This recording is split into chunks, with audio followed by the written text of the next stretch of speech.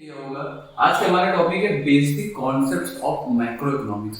देखो, ये चीज ऐसी है जो पता होनी बहुत जरूरी है। हम लोग कंफ्यूजन में हो जाते हैं माइक्रो और माइक्रो के बीच में, यानी माइक्रो इकोनॉमिक्स क्या है और मैक्रो इकोनॉमिक्स क्या है, इसके बीच में कंफ्यूजन जब तक क्लियर नहीं होगा तब तक इन सब्जेक्ट्स को हम सेपरेटली नहीं समझ सकते। एक टाइम ऐसा होता था कि ये दोनों बुक्स जो थी, माइक्रो इकोनॉमिक्स और मैक्रो इकोनॉमिक्स, ये 12th में होती थी और 11th में दूसरी, इंडियन इकोनॉमी और स्टैटिस्टिक्स।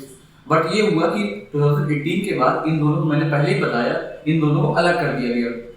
माइक्रो हो गई 11th में, मैक्रो हो गई 12th में। तो अभी दोनों के बीच की डिस्टिंक्शन दोनों पता होनी चाहिए, क्योंकि मे भी क्वेश्चन आ सकता है ये इन दोनों के बीच का फर्क तो आपको पता होना ही चाहिए ना। क्वेश्चन आए चाहे ना, हमें अपने मन के लिए पता होना चाहिए। तो देखो, पहली बात आती है कि भाई मैंने यहाँ लिख रखा है जैसे micro economics versus macro economics होती क्या है।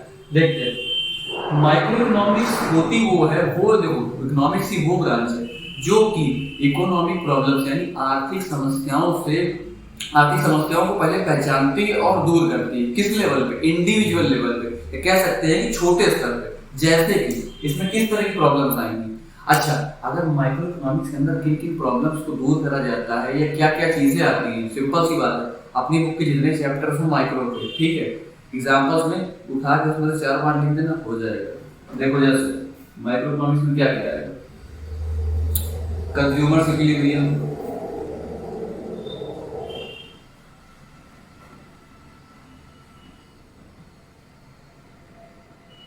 कंज्यूमर्स इक्विलिब्रियम आ गया, माइक्रो पार्ट है।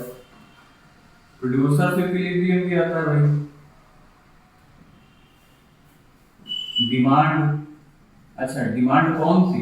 इंडिविजुअल डिमांड माइक्रो में आएगी, क्योंकि इंडिविजुअल लेवल पे माइक्रो होती है ना, इसी वजह से इंडिविजुअल डिमांड लेंगे। एग्रीगेट नहीं, एग्रीगेट आती है मैक्रो में, बताता हूँ उसे। तो डिमांड आएगी इंडिविजुअल,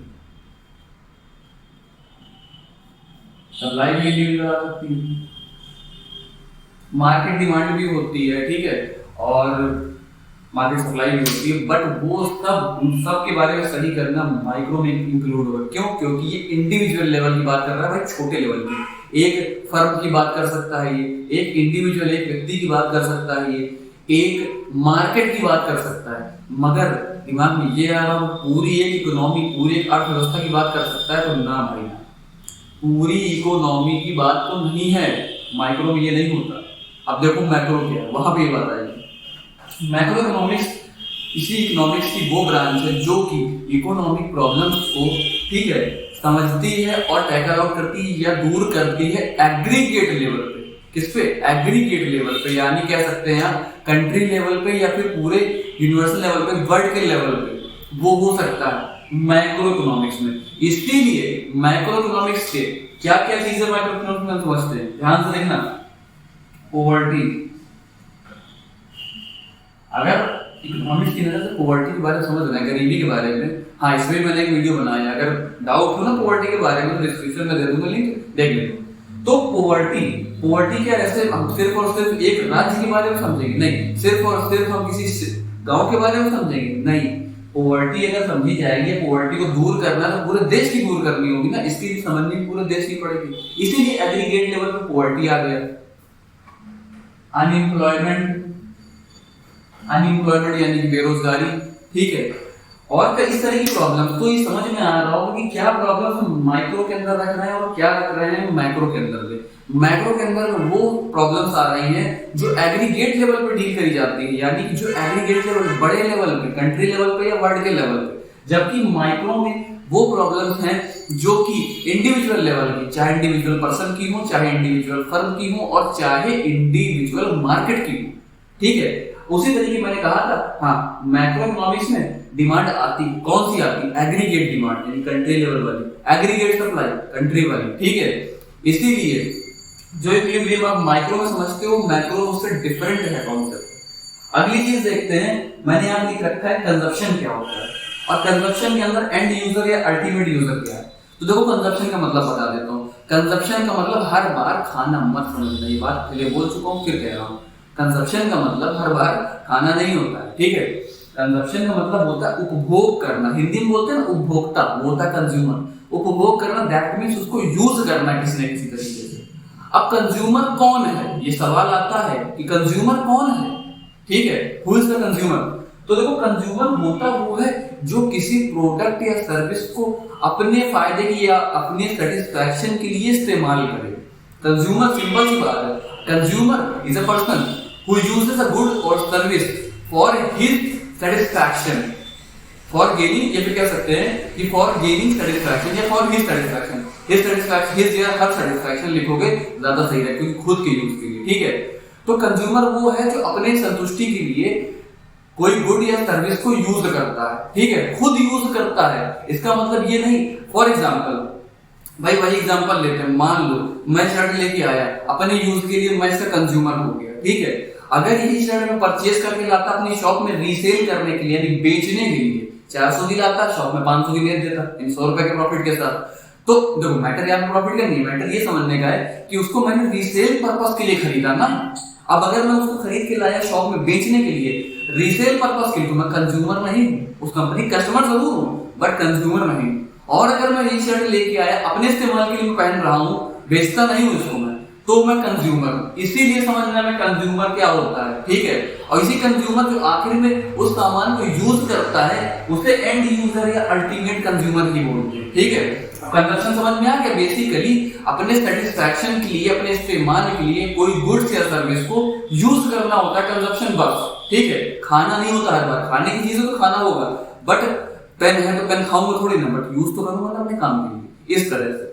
तो एंड यूजर या अल्टीमेट कंज्यूमर के अंदर समझ लिया कौन होता है। अब एक एग्जांपल और लेते हैं, जैसे एक पर्सन है मिस्टर राम, चलो छोड़ो बार बार कोई भी ऐसे बहुत सारी, ये तो राम वाला नाम बहुत यूज किया गया, ठीक है।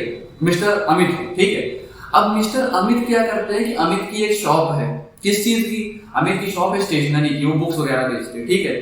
मिस्टर अमित अपने होलसेलर से लेके आए एक नोटबुक खरीदी, एक नहीं लाया 10-20 नोटबुक लेके आए। होलसेलर ने कंपनी के पास से खरीदी थी, ठीक, कोई अच्छी कंपनी की थी, होलसेलर उसका माल रखता है अपने पास, स्टॉक रखता है। होलसेलर से मिस्टर अमित लेके आए, मिस्टर अमित के पास मैं गया लेने के लिए, भैया मुझे ये नोटबुक लेनी है, उसने कहा ठीक है, इतने इतने प्राइस की है, मुझको बेच दिया। अब मेरी बात ये समझो, जिस कंपनी ने उसको बनाया था वो उसकी प्रोड्यूसर है, होलसेलर ही होगा क्योंकि बीच में वो इंटरमीडियरी है, ठीक है, यानी जो बीच में एक चेन की तरीके का, मतलब एक बीच में एक लेवल की तरह काम करता है वो हम तक सामान पहुंचाने के लिए। रिटेलर यानी जो अमित है, मिस्टर अमित, ठीक है, बेचने वाला, वो भी कंज्यूमर नहीं है, होलसेलर तो होगा ही होगा नहीं, जिसने बनाया प्रोड्यूसर ने, वो भी नहीं, वो तो कहीं से नहीं हो सकता। तो इसमें कंज्यूमर कौन हुआ, मैं। अब समझ में आया हो कि एंड यूजर या कंज्यूमर क्या होता है। एंड यूजर कहो, अल्टीमेट कंज्यूमर करो, बात एक ही है, ठीक है। सिर्फ कंज्यूमर नहीं, एंड यूजर या अल्टीमेट कंज्यूमर लिखा होगा तो मतलब वही निकलेगा कि जो अंत में उस सामान को इस्तेमाल करता है अपने सेटिस्फैक्शन के लिए। लास्ट चीज आती है टाइप्स ऑफ गुड्स। देखो गुड्स के 3 अलग अलग टाइप होते हैं इकोनॉमी में, ठीक है। मैक्रो की नजर से अगर देखें तब भी देखो, पहला होता है कैपिटल गुड्स, दूसरा होते हैं फाइनल गुड्स और तीसरा इंटरमीडिएट। ज्यादा सही हो गए ना, एक देखो रॉ मटेरियल वाली कैटेगरी में आते हैं कुछ गुड्स, ठीक है। रॉ मटेरियल भी होते, मैंने यहाँ लिखा नहीं होते, रॉ मटेरियल यानी कच्चा सामान, ठीक है। मान लो कॉटन का थ्रेड वगैरह मंगा लिया मैंने, या फिर कॉटन की फैक्ट्री शर्ट बनाती है, अब उसके पास सिर्फ कपड़ा ऐसे आ गया, या फिर मान लो कपड़ा बनाती है सिर्फ शर्ट के लिए, तो धागा वगैरह उसके पास आएगा बनाने के लिए कपड़ा, तो वो उसका रॉ मटेरियल, ठीक है। अब उसने कपड़ा बना के दूसरे यूनिट भेजा, उस यूनिट में क्या हुआ, उस कपड़े की कटाई हुई, उसको सिला गया, ठीक है। वो हो गया इंटरमीडिएट गुड, क्योंकि वो अभी कंप्लीट नहीं है और रॉ मटेरियल भी नहीं। तो रॉ मटेरियल के आगे वाली स्टेज इंटरमीडिएट गुड्स वाली, यानी अभी वो प्रोसीजर में है, अभी उस पर कुछ काम थोड़ा सा बाकी है। इसके बाद लास्ट में उसको फिनिशिंग कर दी गई, जो बटन लगा दी गई, ठीक है, और जो चीजें सजानी वजानी कर दिया गया और वो कंप्लीट। तो अब वो शर्ट हो गई फाइनल गुड्स। ये फर्क होता है इंटरमीडिएट गुड्स रॉ मटेरियल में और फाइनल गुड्स में। अब देखो कैपिटल गुड्स क्या है। कैपिटल गुड्स वो चीजें होती हैं, वो सामान होता है जिसका इस्तेमाल चीजों को बनाने के लिए या सर्विसेज को क्रिएट करने के लिए होता है। जैसे अगर मेरा इंटरनेट कैफे होगा, मैं फॉर्म भरने का काम करता हूं, तो मेरा कंप्यूटर मेरा कैपिटल गुड है, ठीक है, मेरा प्रिंटर मेरा कैपिटल गुड होगा।